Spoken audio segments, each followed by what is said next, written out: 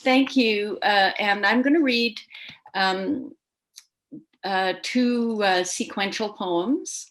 The first one is called, from my book Oyama Pink Shale, is called The Consumptives at Tranquil Sanatorium, 1953. Tranquil Sanatorium was in near a city called Kamloops, which is nearby here, not too far from the Okanagan.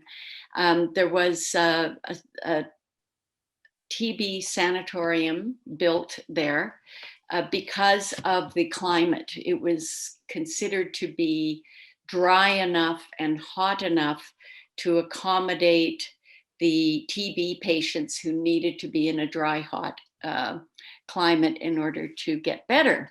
And there was a book a fellow wrote, Wayne Norton. I don't know if you can see this. It says A Whole Little City by Itself, which is what Tranquil Sanatorium was for many years. Many, many people, TB was everywhere, and many people, including my own mother, ended up there. I was 7 at the time. She was there for 2 years. And in the meantime, my brother and I, my little brother and I, were living in a foster home in Vernon. So this is called The Consumptives at Tranquil Sanatorium, 1953.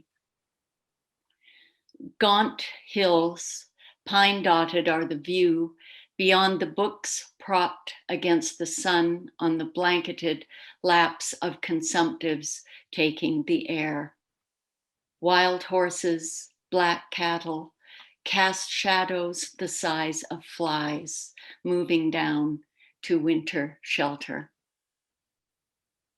Bright blood startles white pans.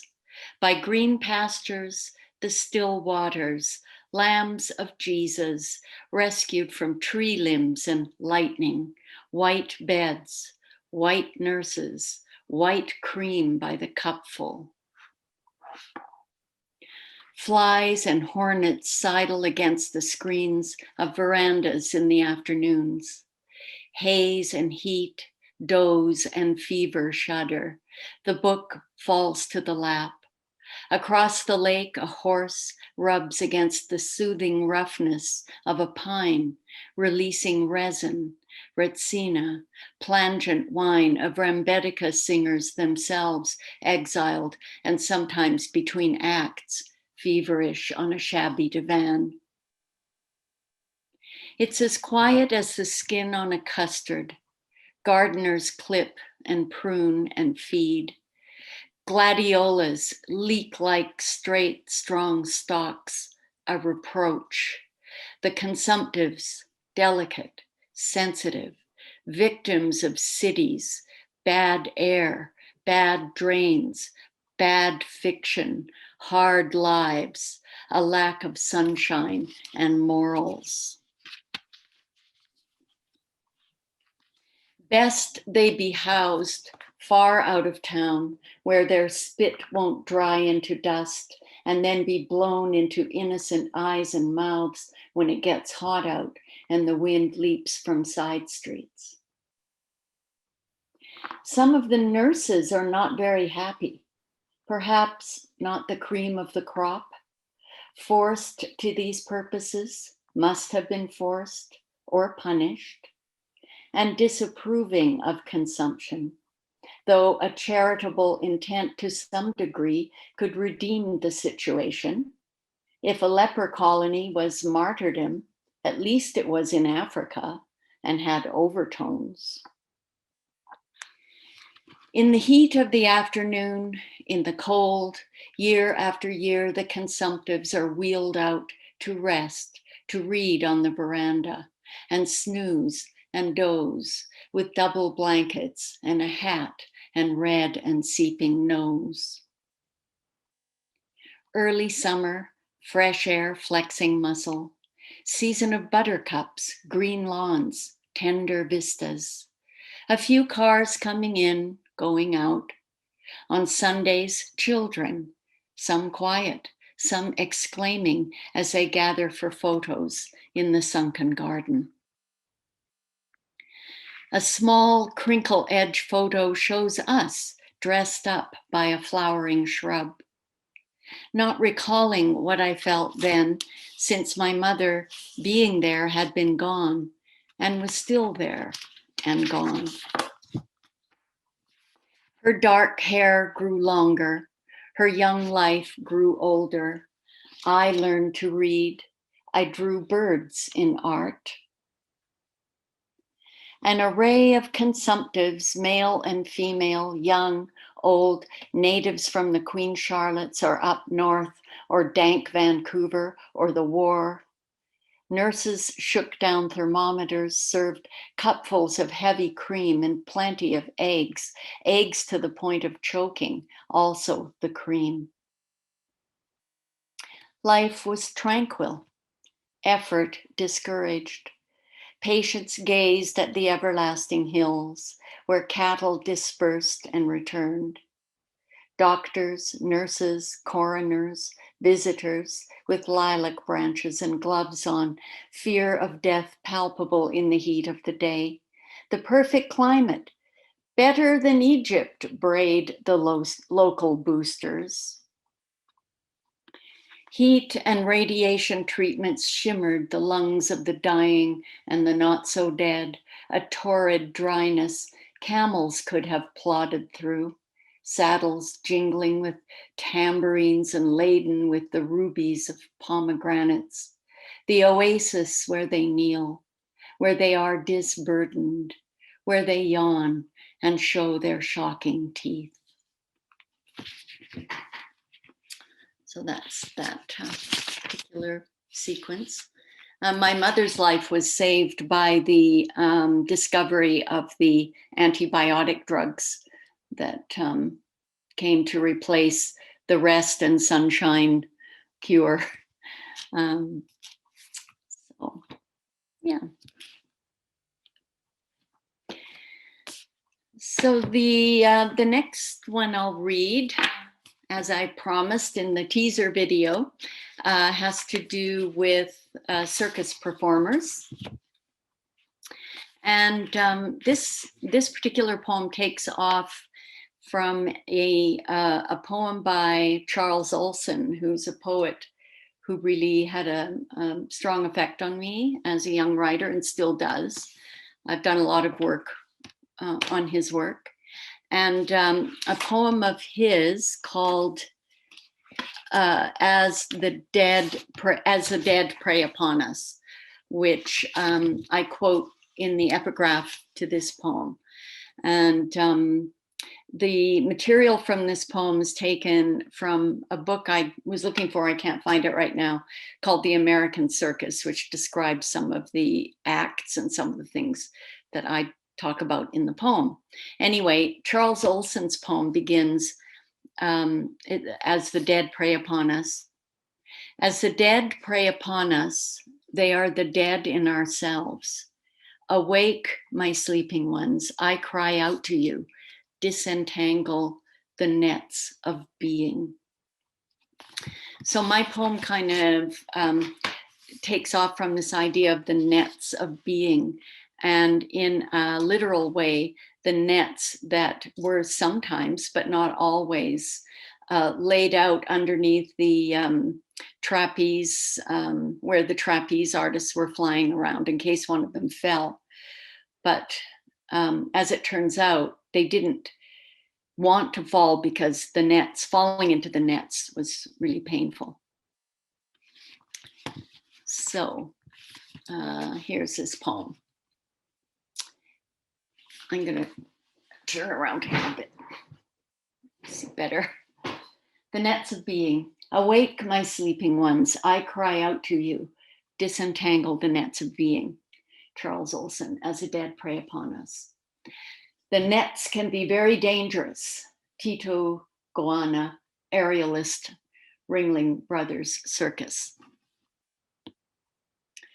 An array of hairnets. The hairnets of Jove's wife and those who work in the kitchens of Jove, placing feet on filament horizontals, climbing each step of the ladders into the firmament along the length of a sunset's greenish horizon.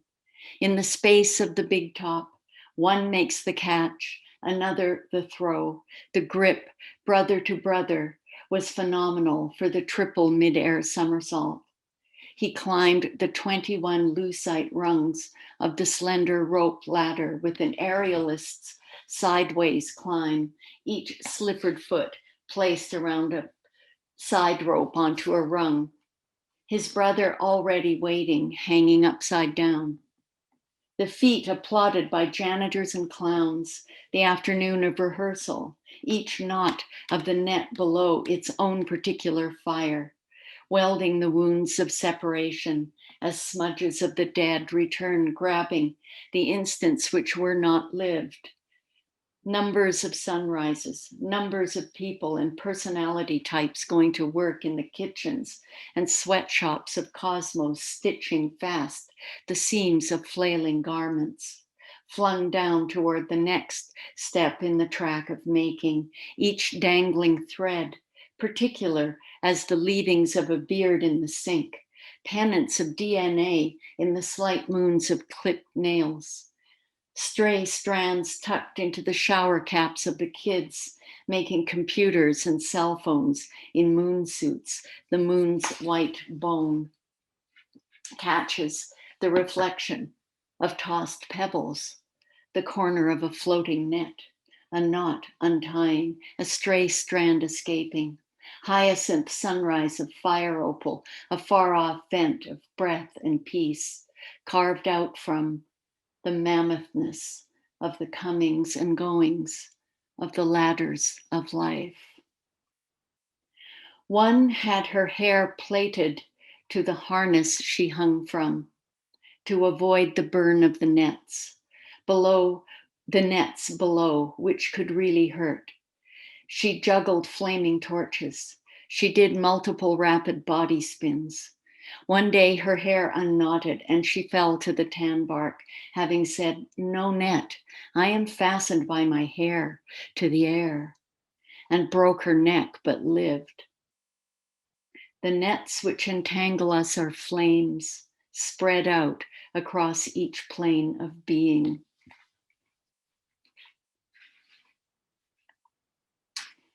Black hair, blind dark, tantalizing tangle of flecks and numbers of luminous horizons. Take your pick, the pebble, the funnel, the nest, the vitreous floater beneath frosted blue eyeshadow, the small black hole or the oval sky blue vent, the stitched, the laced, the numbers of gems, the debris of ourselves, flakes and lashes, rashes caught in the trammels, the multiple nets. Slender beings laced into sparking spangles ascend, descend. One the flyer, one the catcher, one spins by the hair, juggling several flaming torches. Another below, lancing a blister with a heated hat pin, the unguent warm spread of its water across the palm of a hand that had gripped the bar in the spotlit dark of the big top. As angels and demons and men go up and down. Two horses run around with one rider straddling both. Two clowns drive a tiny car at top speed, honking. What wind clears the sodden weight of goods and equipments? Let none of the threads be left upon the earth. Let there be only paradise. A mesh of static spread out, Andromeda ticking and whooshing like the bloodstream in constant, melodic secret. Antennae tweaked to cosmos where the threads of life are snipped and left in tiny piles, as below the chair of the barber, the brunette leavings of the customer now paying lie, and the customer among numbers of customers returns to work, dons a hairnet, shoves down into the deep fryer the mesh pan, cold bone-white shards crisscross, arrayed like martyrs in vegetable surrender to the nets we are entangled in. sparks of stars in space debris, subducted bonfires of the actual.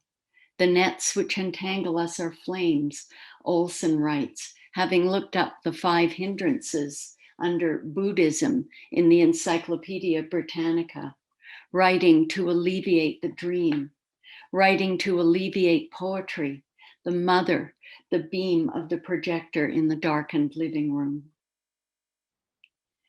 The spotlight finds the catcher hanging upside down, not by his knees from the catch bar, but with the ropes that support the bar wrapped tightly around his legs.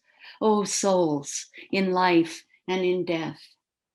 Catcher and flyer grip each other's wrists and hold on tight.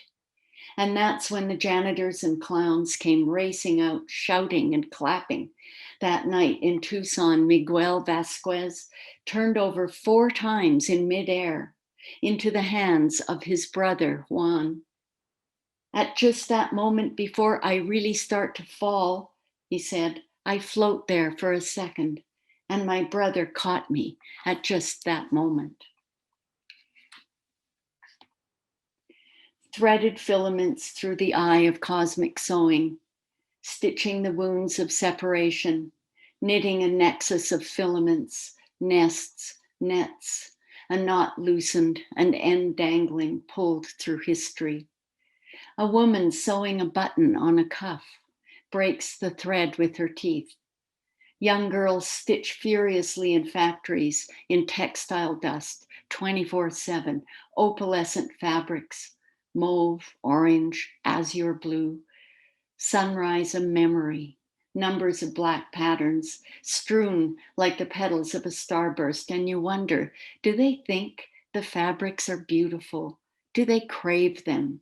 As what slides through their authentic hands is a mauveness matching the circles under their eyes, or an azure blue, the color of eternal rest. So that's the end of of that poem. There were some other sections in it that I left out that are probably work a little better if you're reading it rather than hearing it read. And I meant to say before I started reading, excuse me, that the when I say the numbers, I meant that crosshatched symbol for numbers, not the word numbers, so as to get the the crosshatch thing of the net. So have I got time for one more? Certainly, go ahead. Yeah, yes, please. It's the title poem of my latest book, The Receiver. The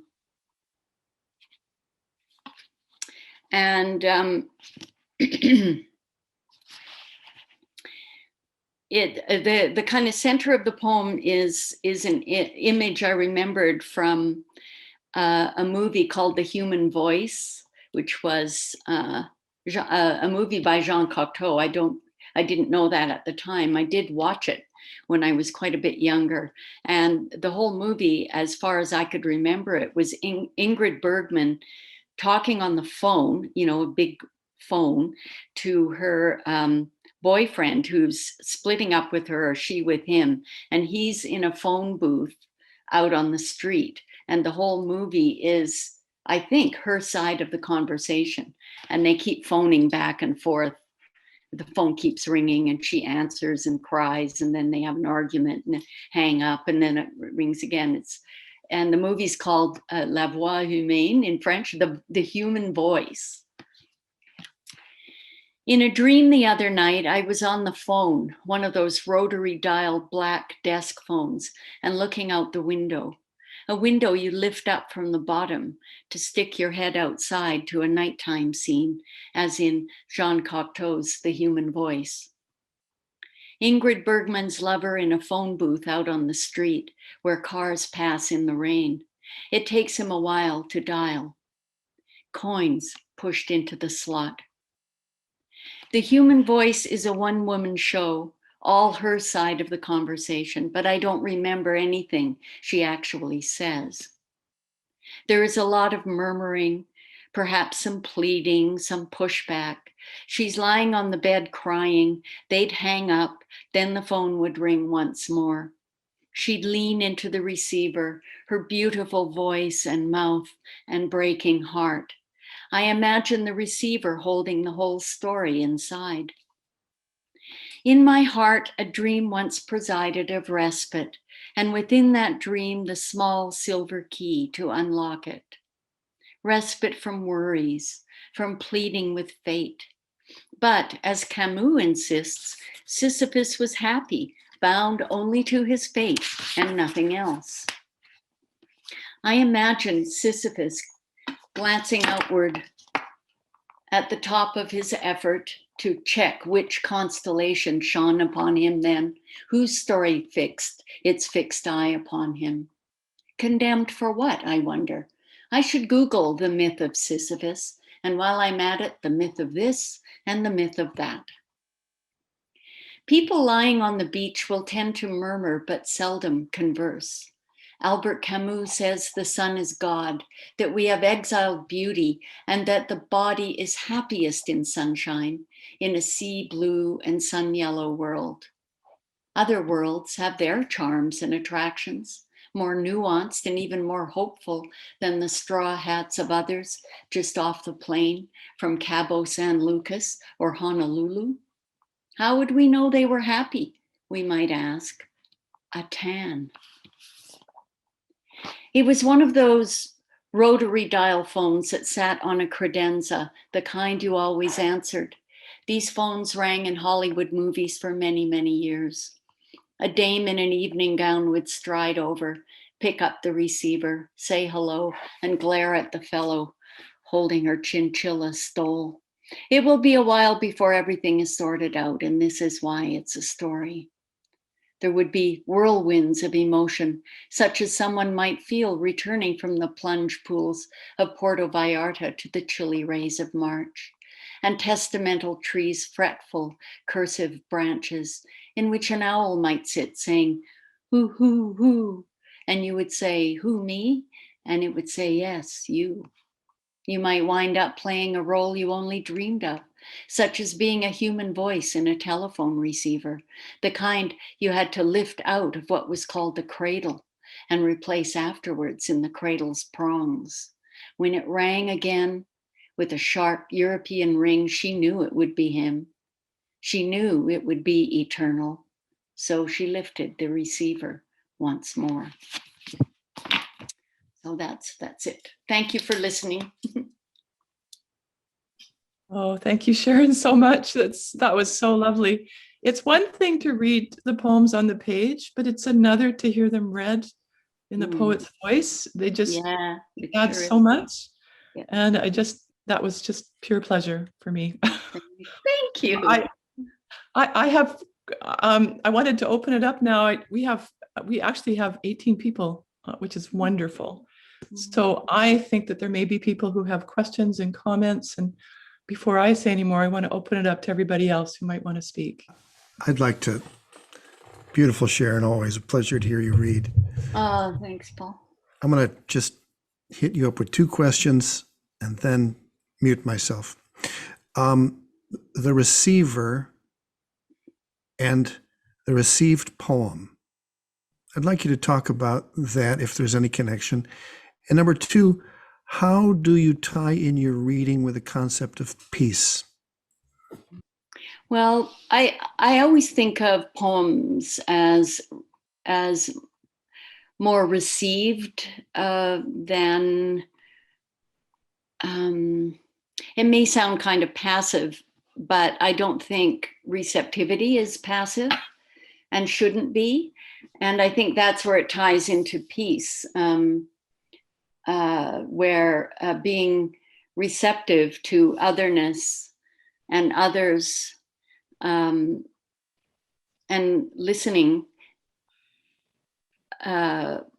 is, I think, a prerequisite. I think that the world has a lot to say to us. Other beings, everything speaks.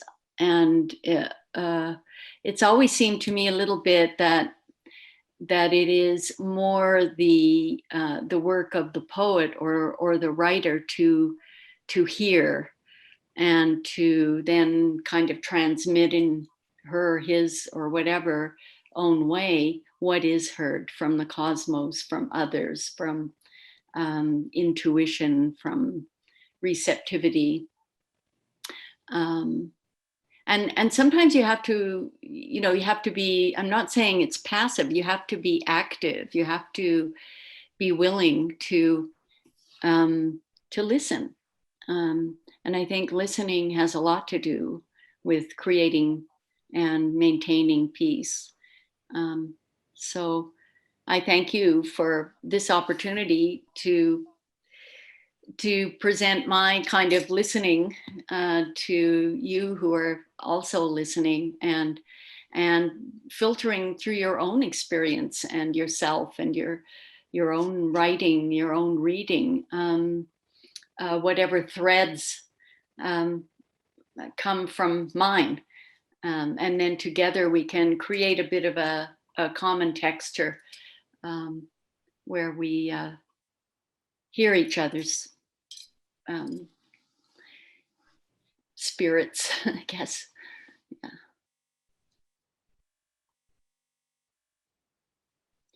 I don't think of it as being particularly language oriented either. I think the language in a way is almost like a second. Well, I don't know. I shouldn't try. I don't really know what I'm saying when I say that.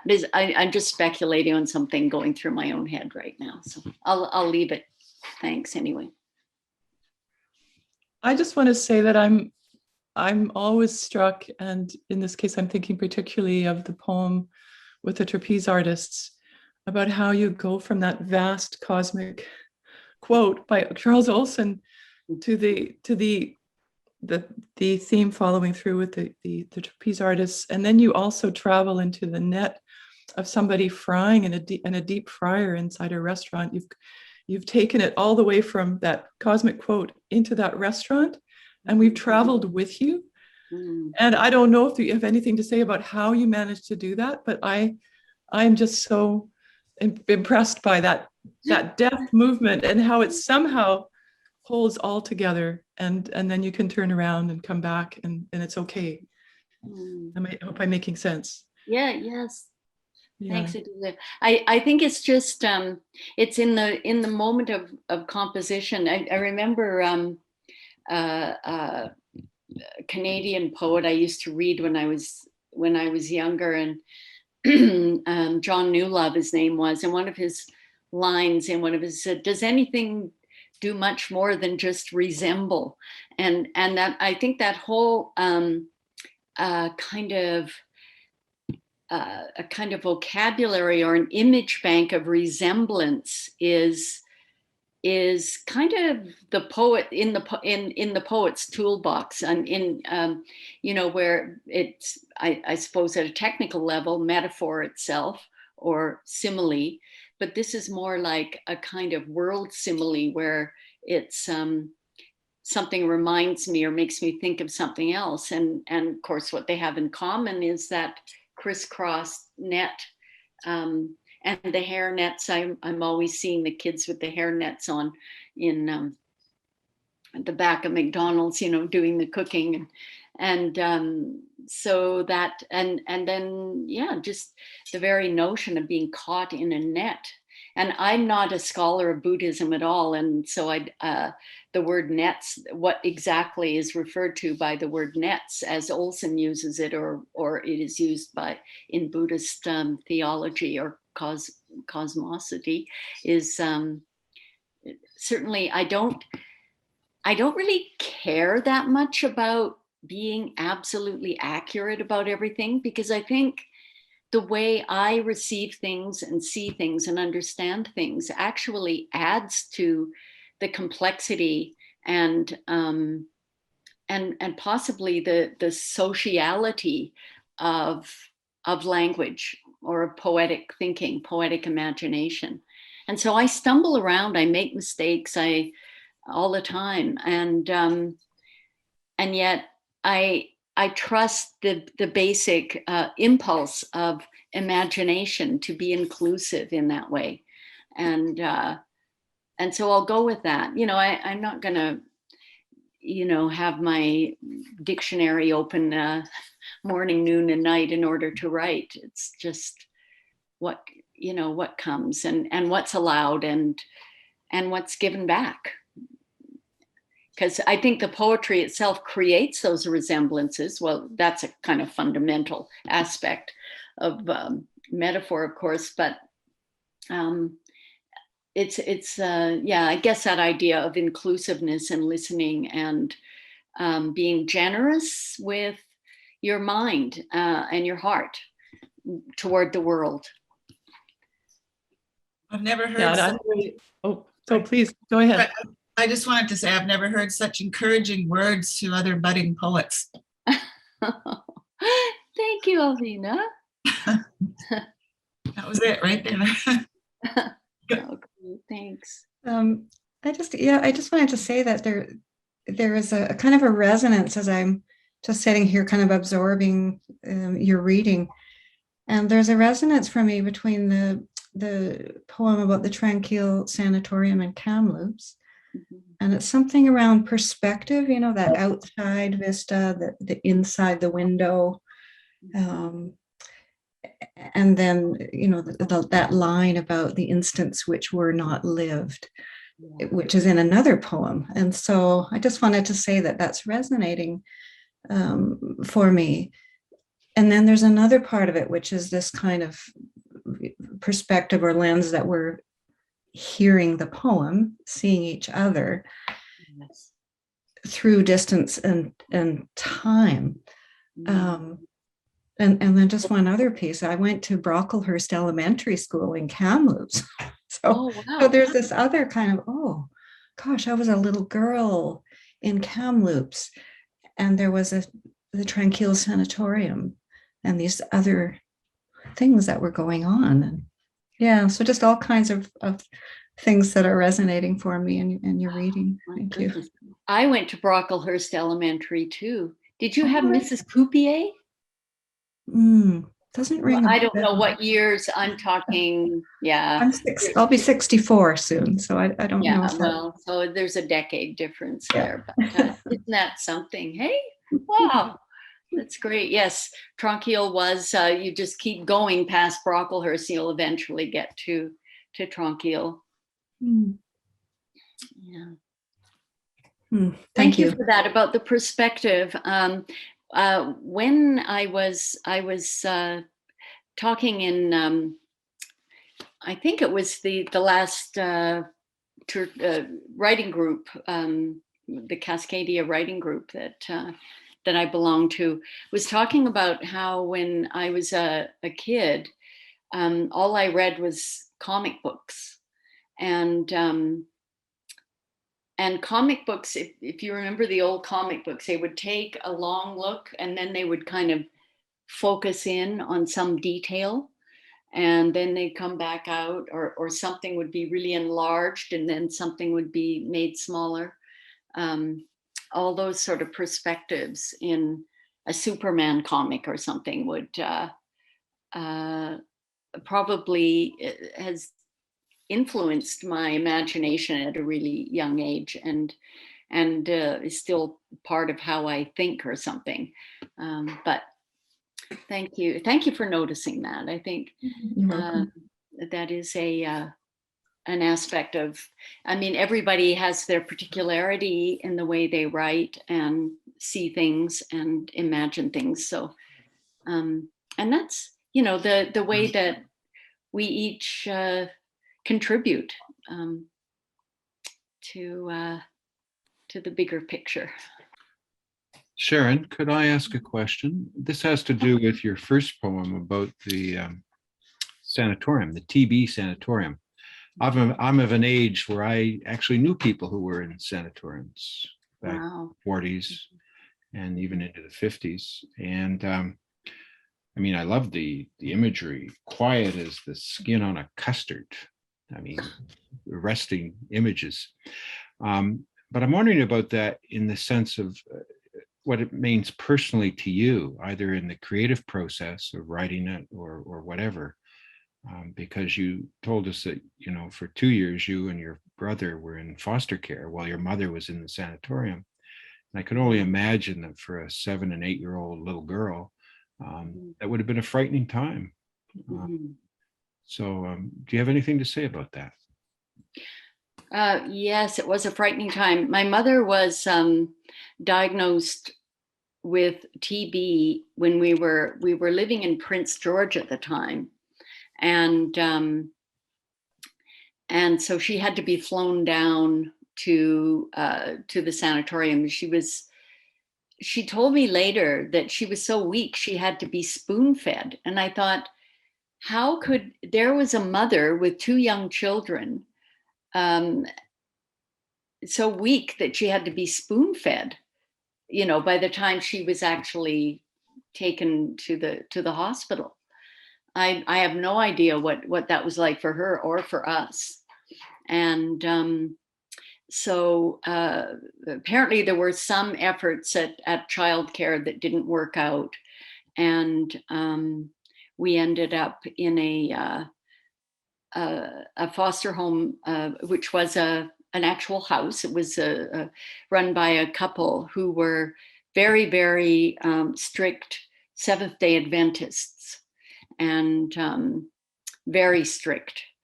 So that was, although you know, I was very, very well taken care of, there was this other strictness around what you could read or not read, or listen to on the radio or not listen to. I was allowed to listen to one thing on the radio, and I was allowed to read Uncle Arthur's bedtime stories, and that was it for reading and listening. And then this incredible kind of absence of our mother. And our father would come and visit us occasionally in Vernon. He was working in Kamloops near the sanatorium at the time. So yeah, it was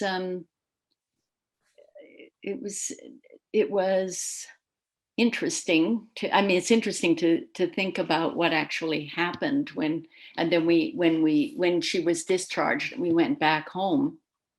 It was a very different kind of life from the very strictly being cared for life in the foster home to pretty much chaos back in our real home. So yeah, it's but I really don't remember very much about that time at all, except that I had a very kind of rebellious spirit that was constantly being disciplined. And so I was always pretending to smoke and stuff like that to keep the signal off. And no chocolate at the home of the Seventh-day Adventists. No chocolate. And a mocha would be out of the question, although I don't think they had mochas back then necessarily. Sharon, I'm fascinated by your connection to Charles Olson, and also even more so perhaps to your connection to Francis Boldereff, who was his muse, his uncredited co-author maybe of projective verse. You helped edit the letters between Olson and Boldereff with Ralph Maud. And the last poem in The Receiver is sort of a found poem of you just taking quotes of hers and again assembling them. I'd love it if you were able to read that, but I'd also like for you to talk about what your feeling was on what kind of credit Francis Boldereff was due, the ideas that have always been credited to Charles Olson.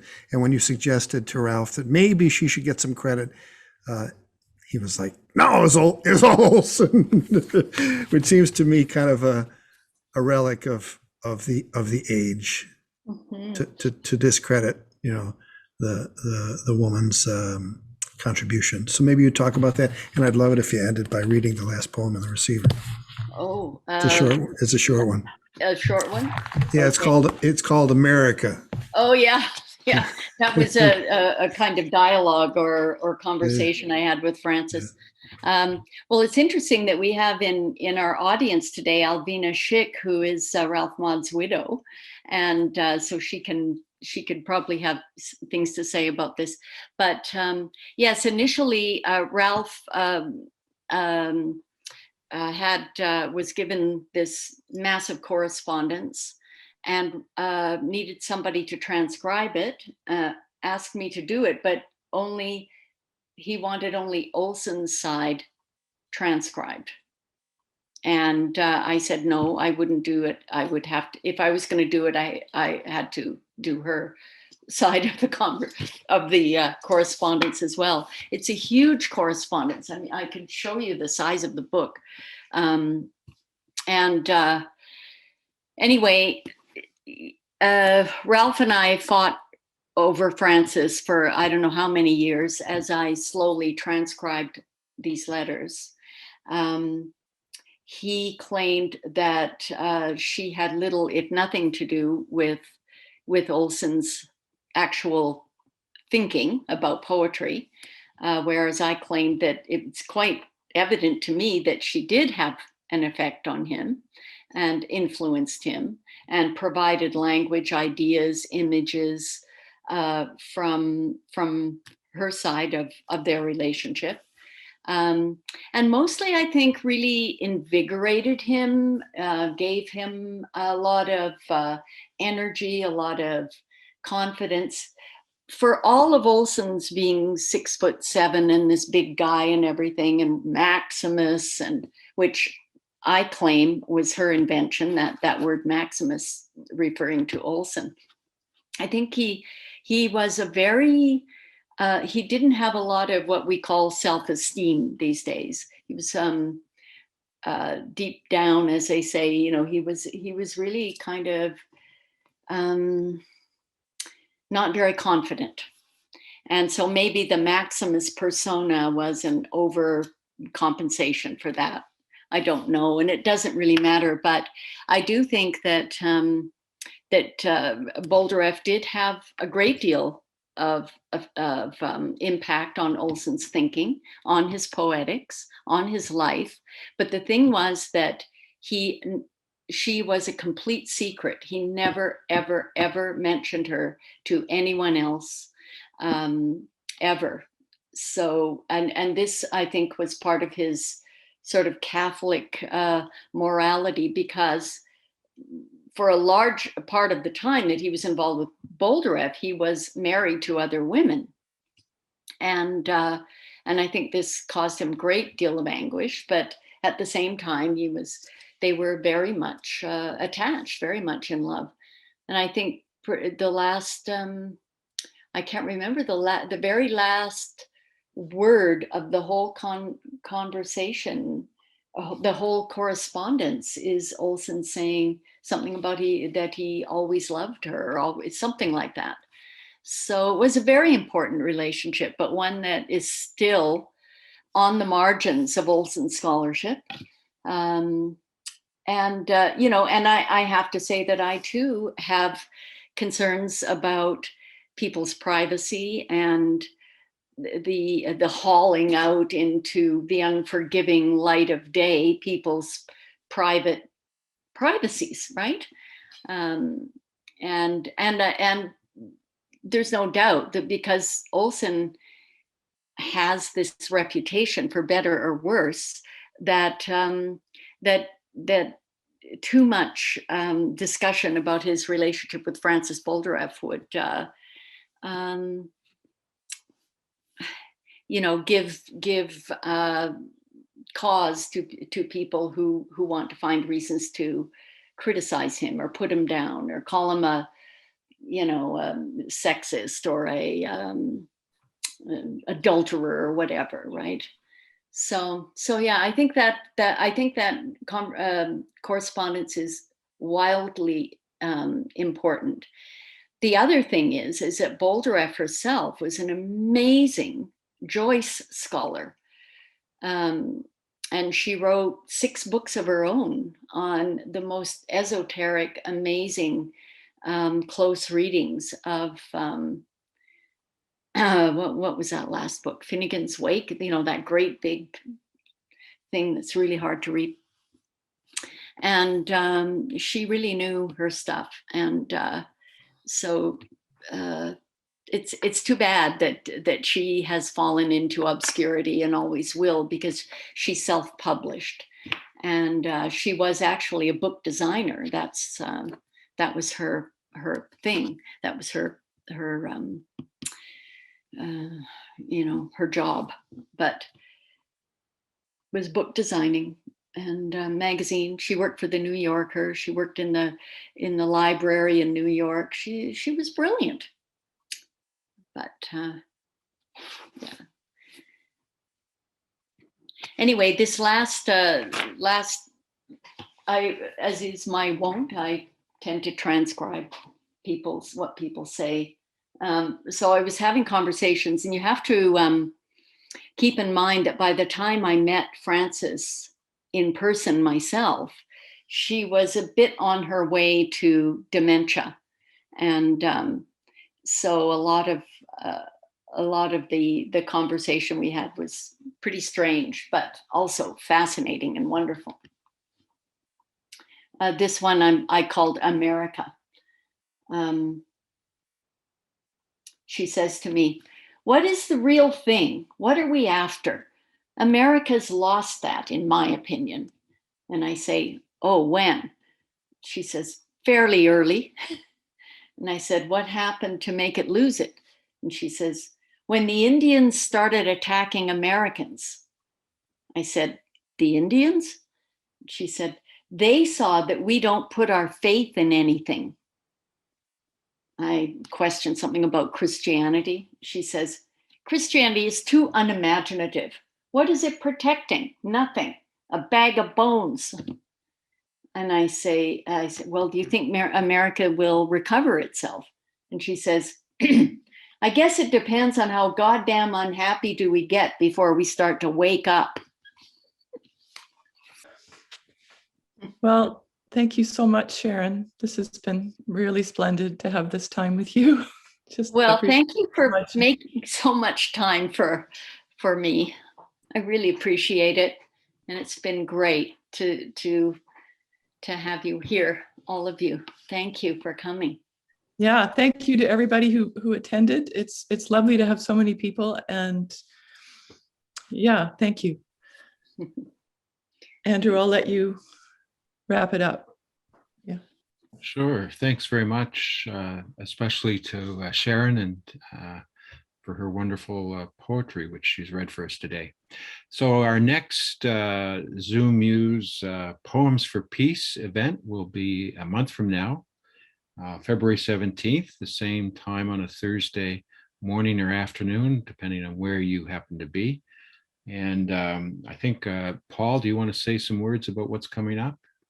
I believe I'm going to be the featured poet. Oh, yes. And so Adelia's going to have to do 2 introductions in a row. So we're gonna be cracking the whip on her to get her introduction hat on and continue to do that. And it's a beautiful thing, you know. I have a real issue with poems that are generally about peace because they're very rhetorical. So how to say something about peace without settling for something that's simply rhetoric. War is bad, it hurts people, blah, blah, blah. I mean, we all know this. It's a horrible thing. And, you know, the amount of resources aimed at the munitions industry, at the defense industry is a crime. It's horrific. How do we live with it? How do we not every day get up and say, I'm going to not do anything else until we stop this? You know, we just have to make our way in the craziness that we accept for what's normal, or searching for the normal that we've lost before the pandemic. So I've developed some thoughts about it, and we'll read some poems, and we'll try to be half as eloquent as Sharon was today. So thank you and goodbye, everybody. Thank you. Thank you, Sharon. Thank you, Andrew. Thanks, everyone. Bye-bye. Thank you for coming. Thank you.